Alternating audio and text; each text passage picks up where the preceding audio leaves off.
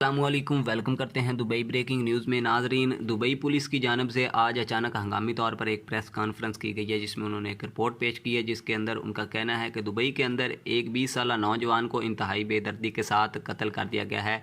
कत्ल होने वाले शख्स का ताल्लुक पाकिस्तान से बताया जा रहा है और कत्ल करने वाले शख्स का ताल्लुक इंडिया से बताया जा रहा है। दोनों दोस्त थे और एक ही कंपनी में काम करते थे। सालगिरह की तकरीब के दौरान ये वाक़या पेश आया है और खाने का जो बिल है उसकी अदायगी के दौरान ये झगड़ा हुआ है, जिसके नतीजे में ये कत्ल हुआ है। मुकम्मल तफसीलात आप लोगों के साथ शेयर करने वाले हैं इसी शॉर्ट्स वीडियो में। वीडियो को शुरू से आखिर तक लाजमी तौर पर देख लीजिएगा। नाज़रीन, दुबई पुलिस के एलामिये के मुताबिक 4 दोस्त इकट्ठे खाना खाने बाहर गए हैं और जो बिल है वो 10,000 से ज़्यादा आ गया था। और कत्ल करने वाले जो 3 शख्स हैं, जो 3 दोस्त हैं, उन्होंने जो मकतूल है कत्ल होने वाले शख्स को कहा है कि वो तमाम की तमाम जो रकम है वो अदा करे जो खाना हमने खाया है। तो इसके जवाब में कत्ल होने वाले शख्स ने कहा है कि उसके पास इतने पैसे नहीं हैं, वो ये जो बिल है वो अदा नहीं कर सकता है, क्योंकि उसने अपनी सालगिरह की तकरीब भी मुनक्कद करनी है। तो इसके दोस्तों ने काफ़ी ज़्यादा इसरार करने पर कहा कि हम आपको बाद में पैसे दे देंगे, इस वक्त तुम पैसे दे दो, हमारे पास नहीं है। तो उस पर